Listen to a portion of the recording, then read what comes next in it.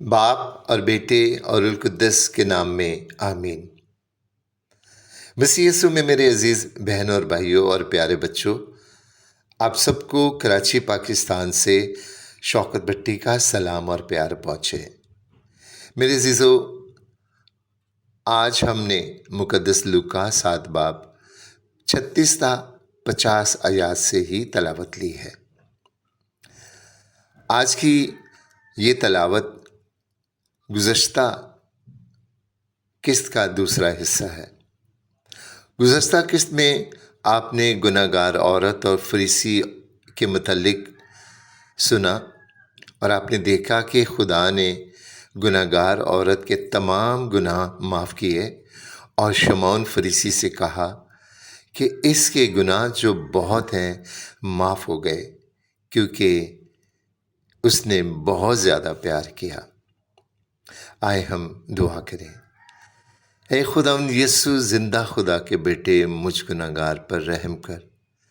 اے خداوند یسوع، تو نے گناہ گار اور بالخصوص فحاشاؤں یعنی کسبیوں اور جسم فروشوں پر ہونے والے ظلم و ستم زیادتیوں کو اچھی طرح جانتا ہے، کیونکہ خود تجھے بھی دولت کی خاطر تیرے اپنوں نے تجھے غیروں کے ہاتھ بیچ دیا۔ انہوں نے تیرے کپڑے اتار کر تجھے برہنہ کیا، تیری عزت کو تار تار کر دیا، تیرے جسم کو کوڑوں، نیزوں، برچھوں سے چھید کر تجھے صلیب پر ٹانگ کر ہلاک کیا۔ پیارے خداوند، تو دنیا میں جسم فروشوں پر رحم کر اور انہیں اس دلدل سے نکال اور ان کے گناہ معاف کر، جیسے تو نے اس عورت کے پچھتاوے اور آنسوؤں کو دیکھا اور اسے رہائی دی، ایسے ہی ان سب کو معاف کر۔ آمین۔ میرے عزیزو، آج کی یہ تلاوت میں نے کئی بار پڑھی، اس پر بہت تحقیق اور غوض و خوض بھی کیا، مگر میں نے اپنی زیادہ تر توجہ مقدس لوکا 7 باب کی 36 تا 50 آیت اور مقدس یوحنا 12 باب میں اسی طرح کے واقعہ جو بیتنیہ میں پیش آیا، ان دونوں کا موازنہ کرنے میں وقت دیا اور یہ ثابت کرنا چاہا کہ یہ 2 الگ الگ واقعات ہیں، مریم مگدلینی اور اس واقعے کا آپس میں کوئی تعلق نہیں، وغیرہ وغیرہ۔ مگر میں نے یسوع المسیح کے قدموں میں پڑی، اپنے بالوں کو کھولے، ہچکیوں اور آہوں سے زار و قطار روتی، رنج و الم اور پچھتاوے سے سسکتی کانپتی اس عورت اور اس کے دکھ کو نہ دیکھا۔ مقدس لوکا اس واقعہ کو بیان کرتے ہوئے اسے شہر کی گناہ گار عورت لکھتا ہے، اور بائبل مقدس میں گناہ گار عورت کا مطلب کسبی فاحشہ یعنی جسم فروش سمجھا جاتا ہے۔ بائبل مقدس میں تقریباً 99 مرتبہ جسم فروشی یا کسبی یا فاحشہ کے متعلق لکھا گیا ہے، اور یہ حوالہ جات بائبل مقدس کی پہلی کتاب یعنی تکوین اور آخری کتاب یعنی مکاشفہ میں پائے جاتے ہیں۔ بائبل مقدس میں جسم فروشی کے کاروبار اور اس عمل کو سختی سے منع کیا گیا ہے۔ ایسے شخص سے معاشرتی تعلقات رکھنا بھی درست نہیں۔ لیکن آپ یہ جان کر حیران ہوں گے کہ یسوع المسیح نے مقدس متی کی انجیل 21 باب 31 تا 32 آیت میں کہا کہ محصل اور کسبیاں تم سے پہلے خدا کی بادشاہی میں داخل ہوتی ہے، کیونکہ یوحنا راستی کی راہ سے تمہارے پاس آیا اور تم نے اس کا یقین نہ کیا، مگر محصلوں اور کسبیوں نے اس کا یقین کیا۔ آپ کو یہ جان کر شاید شدید حیرانگی ہو کہ خود یسوع المسیح کے نسب نامہ میں بھی 2 کسبیوں یعنی تمار اور راہب کا ذکر ہے۔ عبرانیوں 11 باب 31 آیت میں راہب فحاشہ کو ایماندار کہا گیا جو ہلاکت سے بچائی گئی۔ میرے عزیزو، بظاہر فحاشوں فاحشائیں بڑی خوبصورت، دل فریب اور شاید پرتعیش زندگی گزارتی نظر آتی ہیں، مگر ان کی اصل حقیقت جان کر دل خون کے آنسو روتا ہے، جگر پاش پاش ہو جاتا ہے، اور ایک درد مند ذی ہوش شخص ان پر ہونے والے ظلم و ستم اور بربریت اور مظالم کو سن کر رنجیدہ ہو جاتا ہے۔ حقیقت یہ ہے کہ جسم فروشی دنیا کے قدیم ترین کاروبار میں سے ایک ہے۔ اس کاروبار میں ہلاک ہونے کا تناسب بھی تمام پیشوں میں سب سے زیادہ ہے۔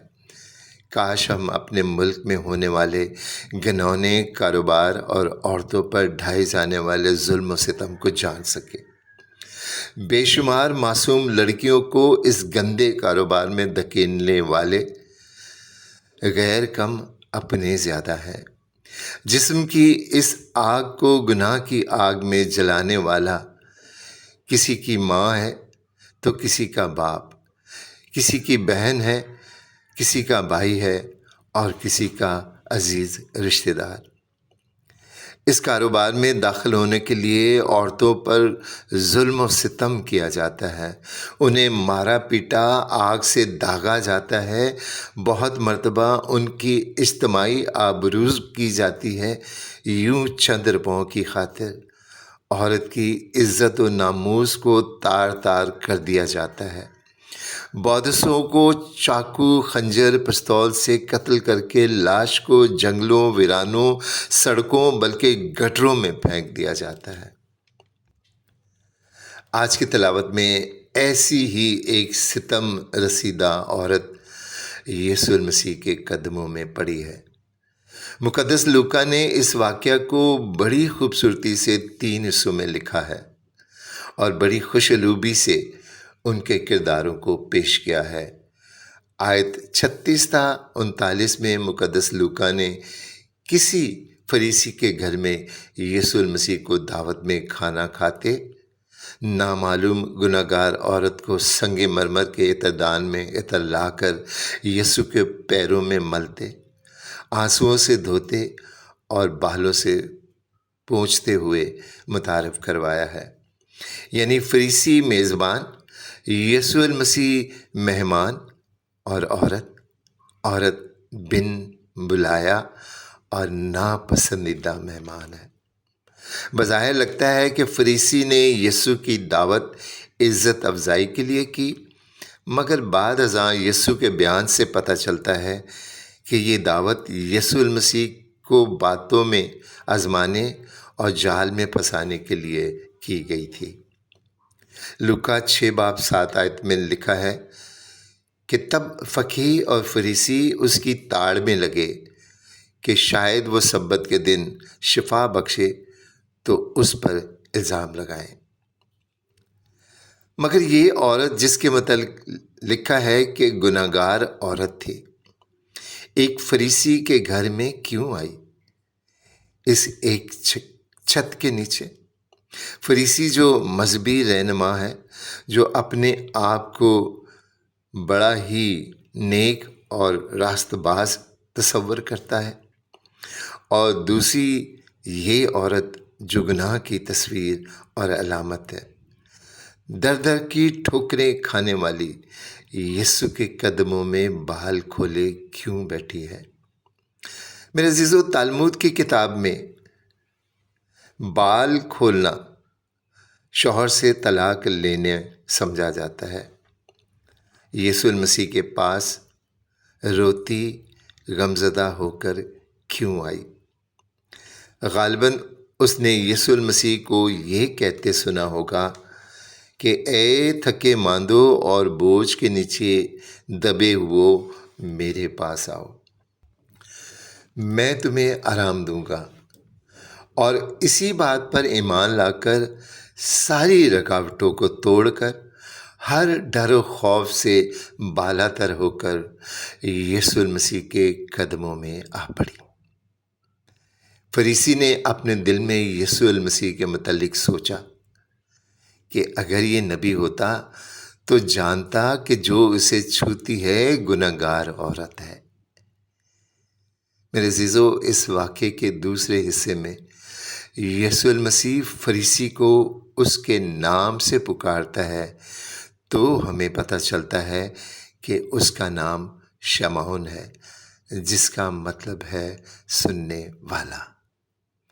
اور یسوع المسیح نے کہا، شمعون، میں تجھ سے کچھ کہنا چاہتا ہوں، سن۔ اور یسوع المسیح نے کہا کہ کسی ساہوکار کے 2 قرض داروں کی تمثیل بیان کرتے ہیں، اور ساہوکار نے ایک قرض دار کے 500 دینار اور دوسرے کے 50 دینار معاف کیے، تو کون زیادہ احسان مند ہوگا؟ اس بات سے یسوع المسیح نے واضح کیا کہ یہ عورت گناہ گار ہے اور اس کے گناہ دنیا جانتی ہے۔ گناہ گار تو شمعون تو بھی ہے، اور یہ صرف میں جانتا ہوں۔ یسوع المسیح نے اس عورت اور شمعون کے پیار اور رویے کا موازنہ کر کے شمعون کو بتایا کہ تو نے مہمان نوازی کے بنیادی اصولوں کو ترک کر کے میری توہین کی ہے، یعنی تو نے میرے پاؤں پانی سے نہ دھوئے مگر اس عورت نے آنسوؤں سے دھوئے۔ تو نے مجھے بوسہ نہ دیا مگر اس عورت نے میرے پاؤں کو چومنا نہ چھوڑا۔ تو نے میرے سر پر تیل نہ ملا مگر اس نے قیمتی عطر میرے پیروں پر ڈالا۔ اور میرے عزیزو، یہ آخری عطر تھا، یہ آخری خوشبو تھی جو یسوع مسیح کے بدن کو لگی۔ اس کے بعد 40 سیر سے زیادہ خوشبو جات اس کے کفن میں پڑی رہیں، لیکن اس کے جسم کو کسی ایک خوشبو سے بھی نہ چھوا گیا۔ میرے عزیزو، اس واقعے کا آخری حصہ یسوع المسیح نے اپنی ساری توجہ اس عورت پر مرکوز کر دی جو گناہوں کے بوجھ تلے دبی، ٹوٹی پھوٹی، ادھوری اور پیار کی ترسی عورت تھی۔ یسوع المسیح نے اس سے کہا، تیرے گناہ معاف ہوئے، تیرے ایمان نے تجھے بچا لیا، سلامت چلی جا۔ میرے عزیزو، عبرانی زبان میں لفظ سلامت شالوم کو کہتے ہیں، جس کا مطلب مکمل ہونا ہے۔ اور یسوع المسیح کے یہ 2 وعدے دنیا کے تمام گناہ گاروں کے لیے ہے، یعنی تیرے گناہ معاف ہوئے اور دوسرا سلامت چلی جا۔ میرے عزیزو، آئیں خدا یسوع المسیح کے قدموں تلے ایمان رکھیں۔ آنکھوں سے نکلے آنسو بپتسمہ کے پانی کی طرح ہے، جو ہمیں ہمارے گناہوں کو دھونے کا سبب بنتے ہیں۔ خدا یسوع المسیح رحم کا اور معافی کا دریا ہے۔ خدا ہم سب پر رحم کرے اور ہمیں برکت دے، آمین۔